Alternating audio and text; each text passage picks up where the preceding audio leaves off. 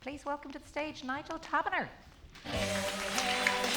It's magic, you know. Never believe it's not so. Okay, so I wonder, what would you say to a man holding a gun to his partner's head?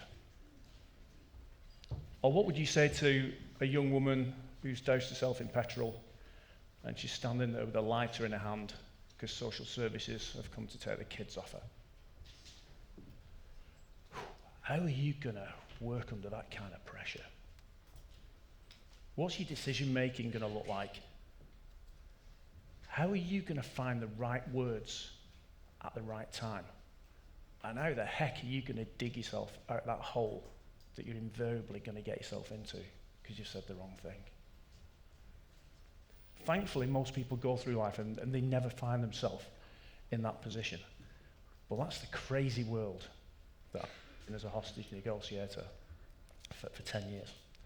And what I found out really quickly, and what still excites me today, were the skills that I was learning and using and still continue to learn and to use are just as important in your world as they were in mine. You'd be forgiven for sitting there and thinking, do you know what? Being a marketeer can be a tough gig at times. But does Trina really need to bring in a hostage negotiator to give us the benefit of his wisdom? Well, here's the first thing. Hostage negotiators rarely negotiate. It is a complete misnomer. If you think about it, if there's a failed bank robbery, there's 60 hostages in there, 3 men with shorn-off shotguns and stockings over their heads. What's the negotiation? I'm not going to give them any. I've got to win. It's not a case of, I'll tell you what, you have 30, I'll have 30. As hostage negotiators, we don't negotiate. We get people to like us, we get them to trust us, so we've earned the right to influence them. It is all about influence, and it is all about persuasion. And that is where it becomes highly relevant to you. Because we all have those touch points each and every day when we have to influence those people around us and get them to do things differently. The only difference between your world and my world is the level of risk. So it's 3 o'clock in the morning. You think you're safe when you get to 3 o'clock in the morning? That is very unusual, isn't it? You think you're safe when you get to 3 o'clock in the morning. You think everybody's tucked up in bed, and you're going to get a couple of quality hours sleep before it's time to get up for work. Well, the phone went. Good morning, Nigel. It's the force duty officer. We've got an incident ongoing in North Manchester. We've got a man barricaded into a house. He's got 3 hostages. He's got his former partner, a 4-year-old boy, and a baby in arms. The baby's got a head injury. He's been seen at the back bedroom window holding a gun to her head. Police officers have attended. He's chased them off down the road with the gun, and he's gone back inside the house. There's a lot of crashing and banging going on in there, and a really strong smell of gas. We think that he's ruptured the gas mains. Could you just go down and have a chat with him? So I walk downstairs, I get my go bag from the side of the front door, I get picked up by a high-speed traffic car, and I'm being spun towards Manchester at speeds well in excess of 150 miles an hour. And while we're flying along, I'm thinking, what do I know? What information have I got? Where are the gaps in the intelligence that I need to be able to fill to deploy effectively when I get there? What's the negotiation strategy? So I'm trying to work out what it is that I want to achieve when I get there. I know where I am now. I know where I want to get to. How the heck am I going to do that? I'm thinking, what's my opening line going to be? What am I going to say when I get there? So I'm working out what it's going to be, but I'm practicing it. So I don't just know what I'm going to say, I know what I'm going to sound like. I'm trying to sort all the practical stuff out. I'm hiding a covert camera in my jacket. I've got a backup audio device in case he sees it and takes offense, and I have to sling it. And all this time, we've just got this collapsing time frame as we hurtle towards this incident. We get about, I don't know, 5 minutes away from the address. I was in a good place. I knew what I was going to say. I knew what I was going to sound like. I knew what I was going to do. And the radio crackled into life. It was an update from the address. 3 loud bangs heard inside the property, believed to be a firearm being discharged. And all that preparation, all that hard work, up in the air. It was for the birds. I didn't even have time to reconsider what I was going to do. Within minutes, we pulled up at the end of this really dark alleyway. The biggest firearms officer I've ever seen in my life lumbered out of this alleyway. He opened the car door, grabbed hold of me by the scruff of the neck, and physically lifted me up out of the police car. He threw a ballistic shield over my head, and then he frog marched me down this alleyway. We came to this gate on the right-hand side, and I can only describe that he posted me through it. And before I knew it, I was stood in this garden, looking up at this broken bedroom window. I could see the net curtains blowing in the breeze, and I could see 2 figures in the window. There was Claire. She looked absolutely distraught. And Mark had got hold of her by the scruff of the neck, and he was holding a gun to her head, Hollywood style. And all hell was breaking loose. He's screaming and shouting. Claire's crying. Behind me, there's about 12 firearms officers lined up along the wall. They're pointing all sorts of weapons at him. They're shouting and bawling at him, the sort of stuff that you would expect off the films. Come out with their hands up, let the hostages go, put the weapon down, all that kind of stuff. There's just this cacophony of noise. And it was weird. As my feet hit the floor in this scruffy patch of grass in the middle of the garden, you could hear a pin drop. Everybody shut up and looked at me. Why? Because the hostage negotiator's here now, and he's going to sort this mess out. And it doesn't matter how well trained you are, it doesn't matter how supremely confident you are, that is a really, really lonely place to be. In that moment is not the time to be having an identity crisis and thinking,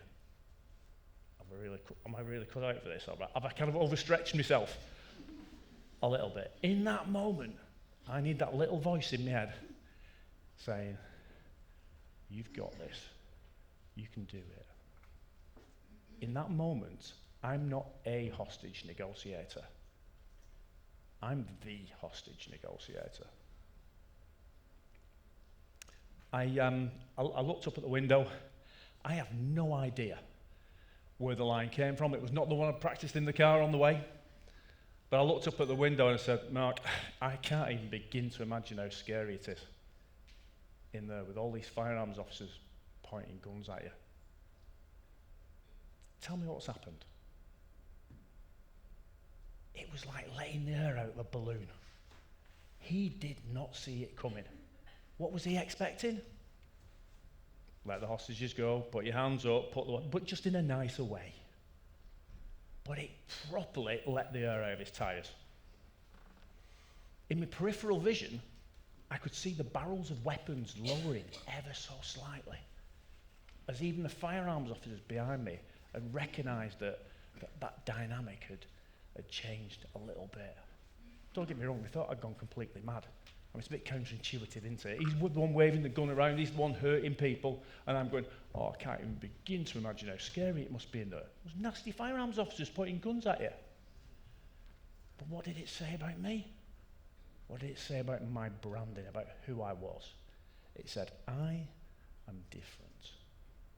I am somebody that you can do business with. Don't get me wrong, I'm never going to disrespect these people behind me waving guns around. But everything that goes right is down to me, and everything that goes wrong is down to them. But you could just feel that dynamic change. Don't get me wrong, still a really, really tough negotiation. Went on for 28 hours. He said to me at one point, he said, nobody is going to get hurt as long as nobody comes in and nobody leaves. I said, Mark, that's brilliant. That's fantastic. Because if you're talking to me and you're not hurting anybody, nobody's coming in. I can guarantee it. And you're in charge in there. So let's talk. So we started having a chat. I mean, I'm not going to lie to you, conversation was a little difficult. We didn't have a great deal in common. But we were giving it a good go. We were talking about what had gone on earlier in the day, a little bit of historical stuff about the relationship. After about 20 minutes, he must have got bored with me. And he says, I want to go to the toilet. I said, that's fine. I said, I'll tell you what, you go up the loo. I said, let me talk to Claire. He says, all right, you can talk to Claire. But remember what I said. Nobody comes in, nobody leaves. I said, Mark, that's fine, just go. So he disappears off to the toilet. Claire came to the window. I started to have a conversation with Claire. We hadn't been talking for more than 3 or 4 minutes when the back door opened. About a foot. And I'm thinking, he's coming out. And I'm stood there with this silly little ballistic shield that just about covers my knees and my shoulders. It opened a little bit further and this little face appeared. It's the 4-year-old boy. And he looked at me and he said, shall I run or shall I go back in? Now, I don't like putting people under pressure, but I just wondered what you think. So let's have a show of hands. Stick your hand up if you're going to tell the kid to run. Come on, don't be shy.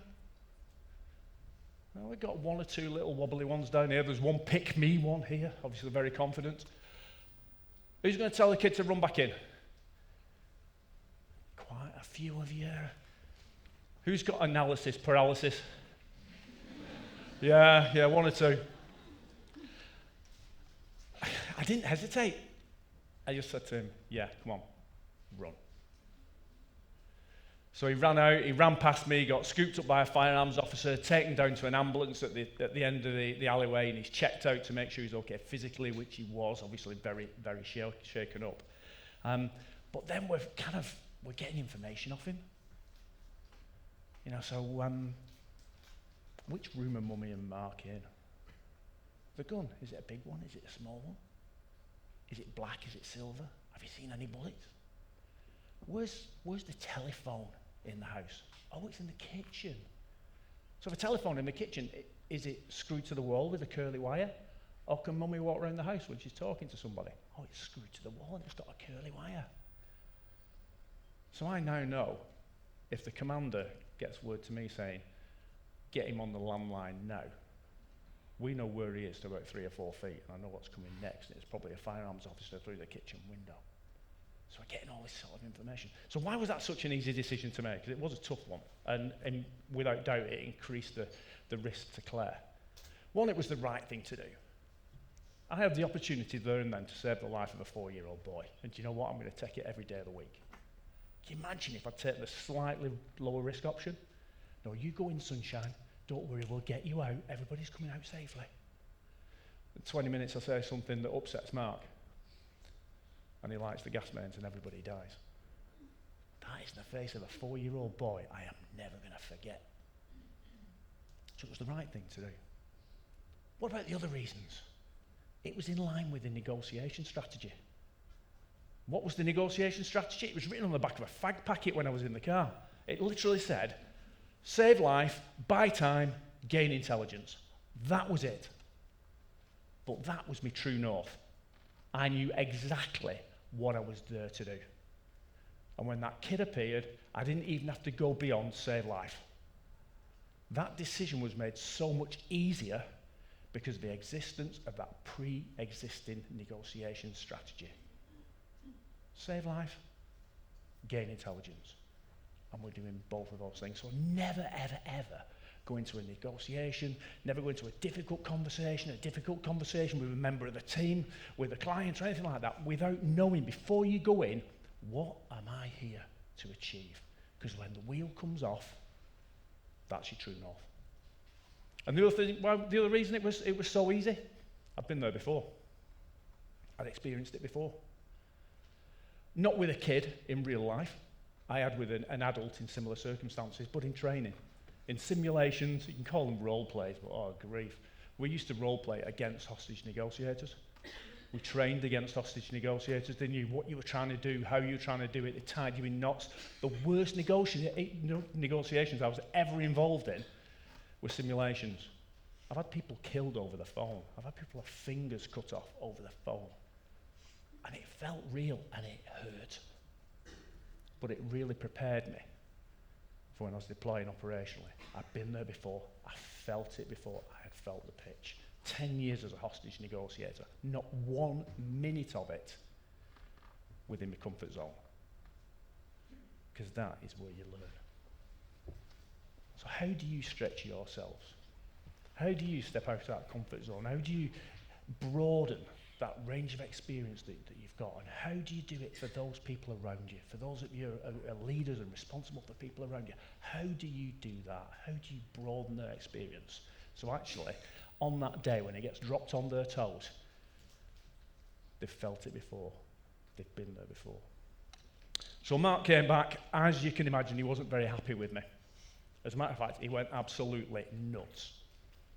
And he looked at me and said, "Did you tell that kid to run?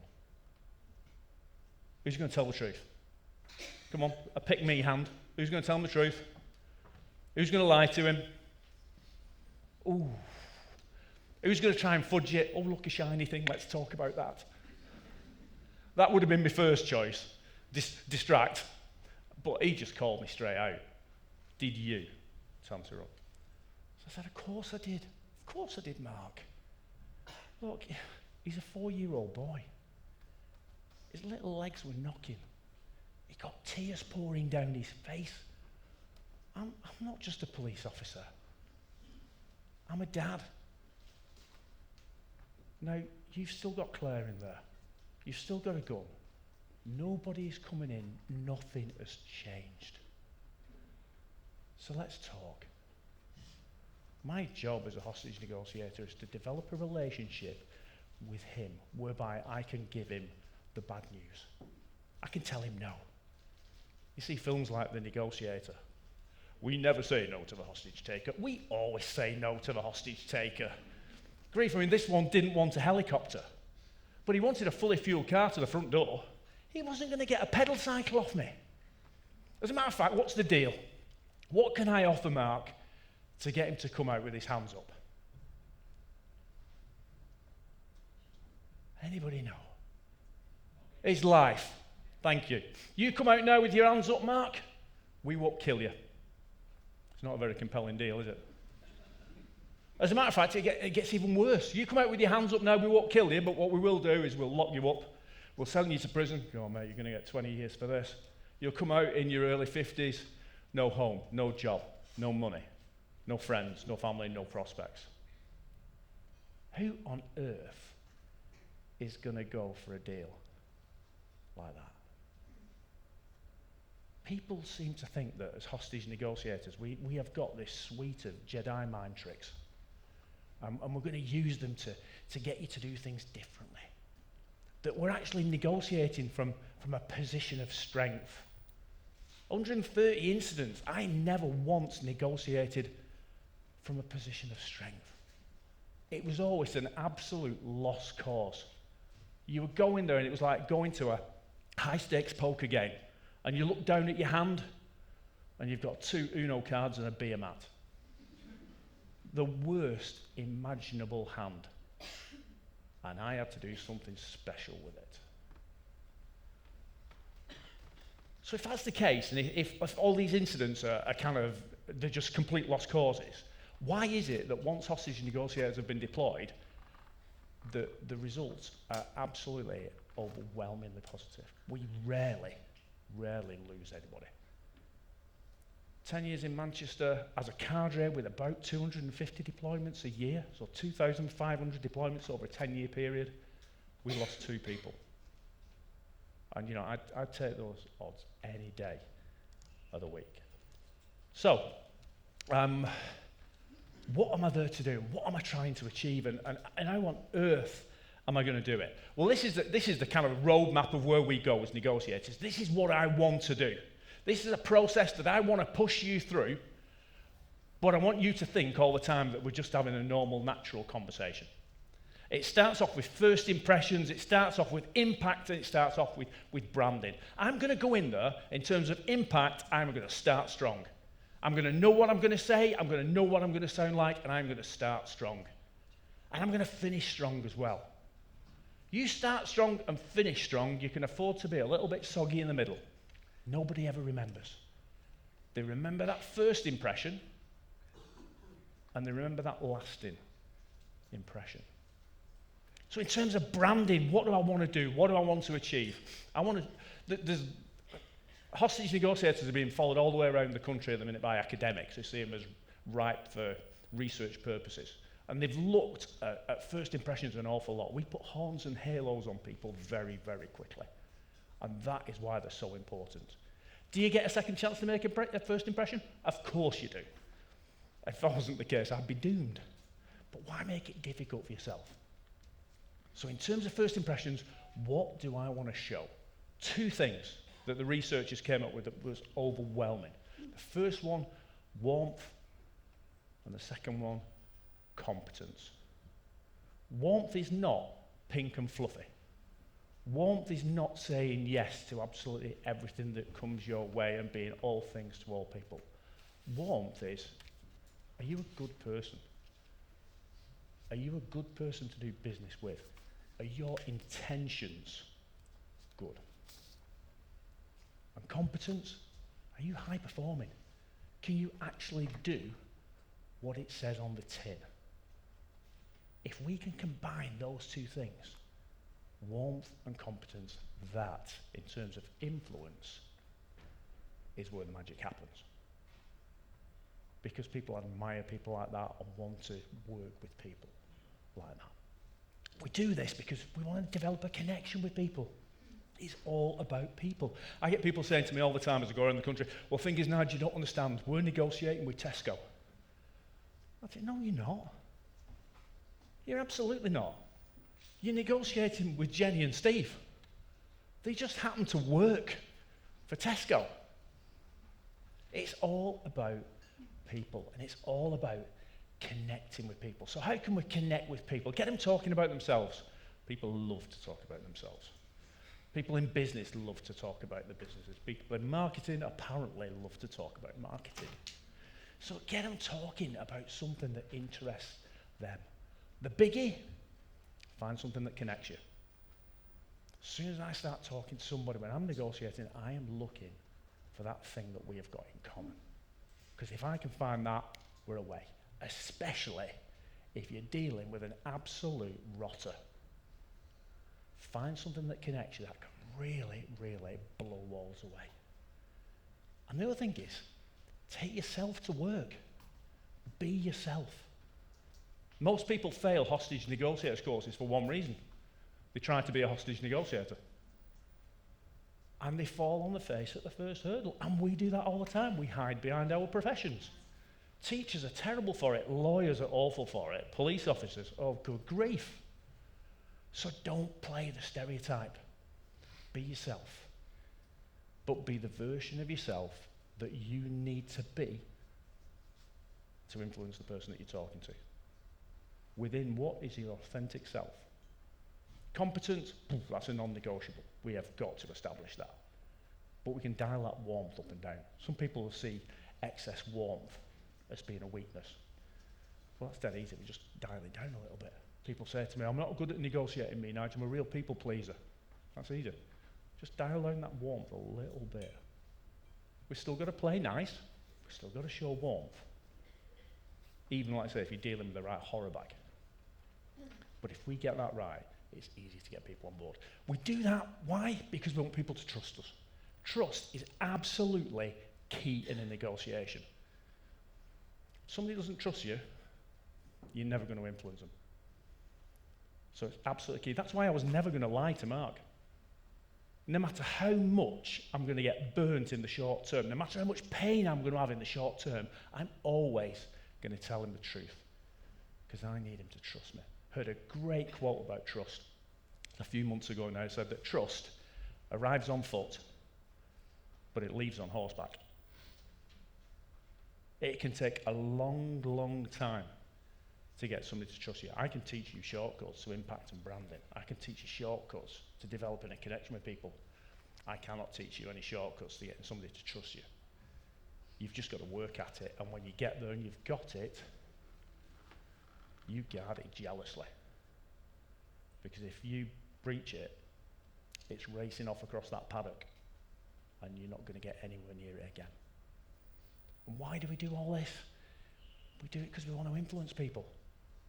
It's about behaviour change. It's about getting people to do things differently, whether that is getting them to put a knife down, put a gun down, step back from the edge, whatever it is. It's very behaviour change. But people think that we as hostage negotiators come in and we dwell right up in these upper echelons. We just go in there and we click our fingers and we influence people. That influence is the top 2%.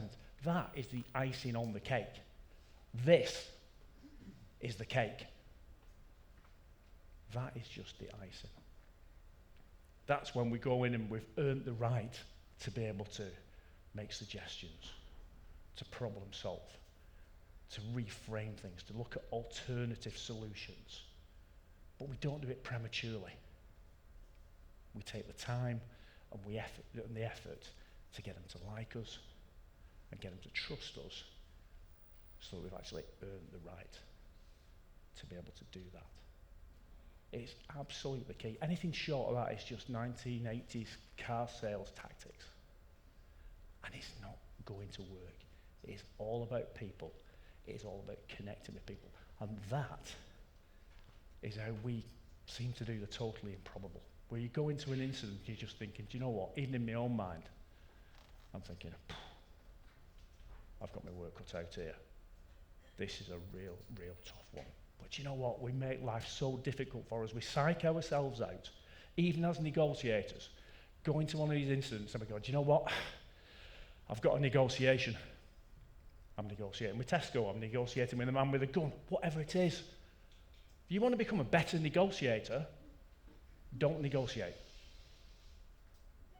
All a negotiation is a conversation with a purpose.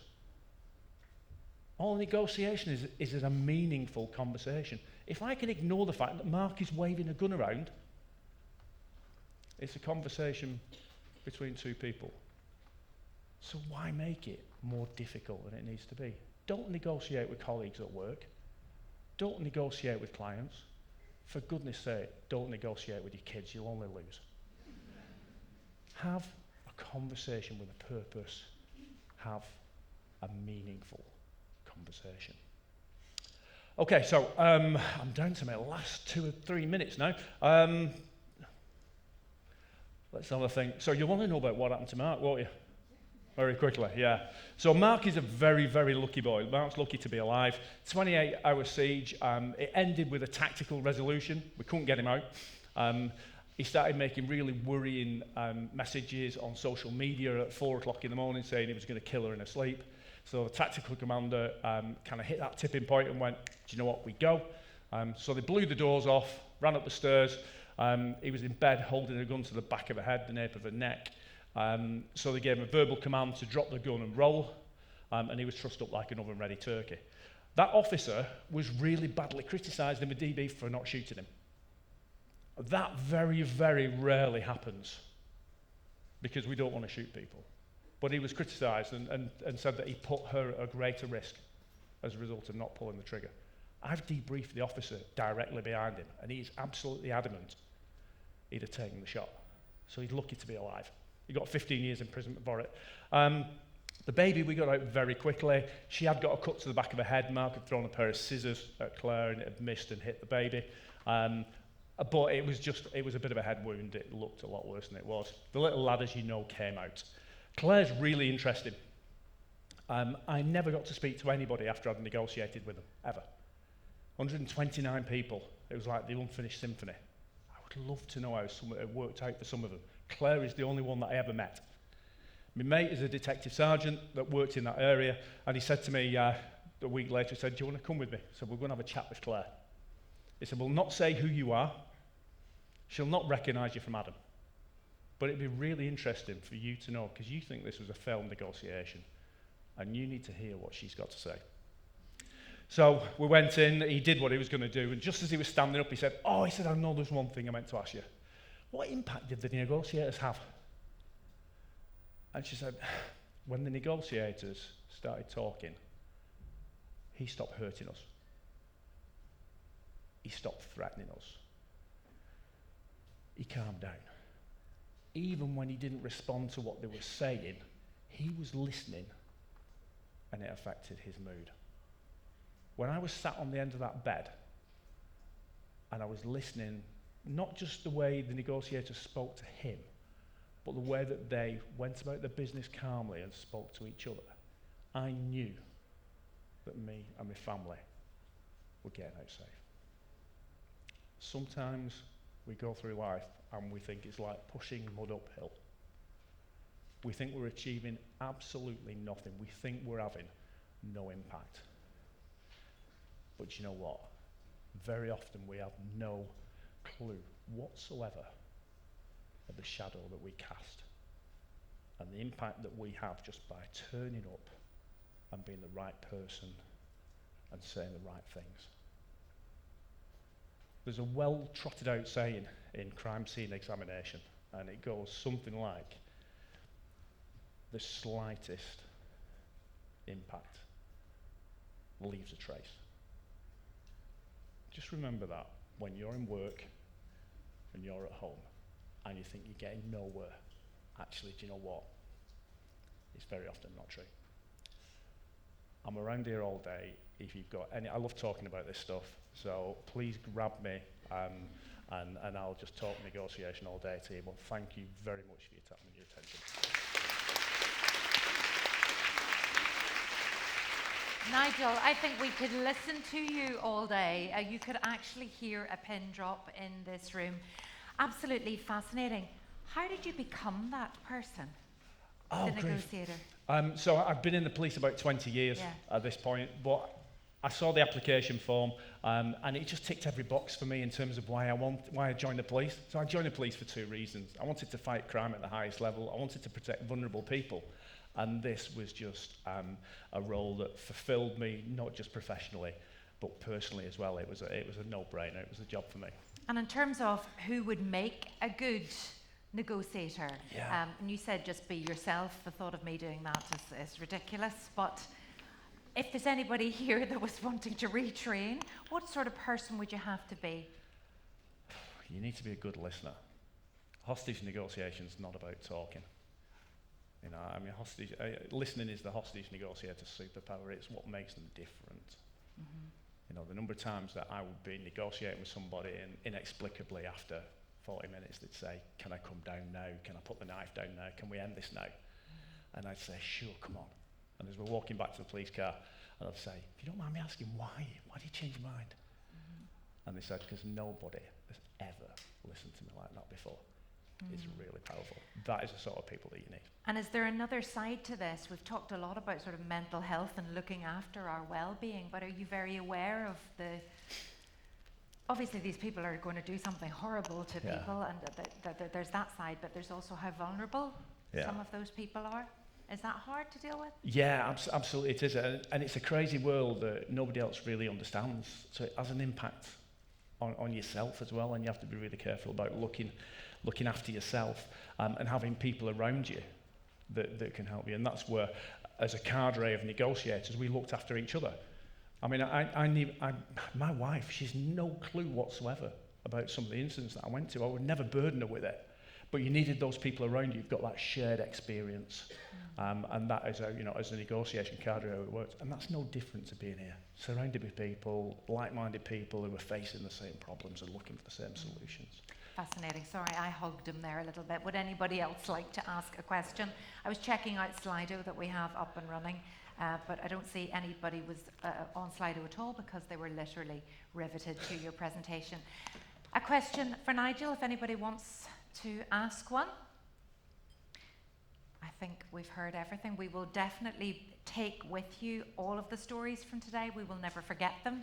They've made huge impact, and you've definitely influenced us with your message today. Thank you so much, Nigel Tabener.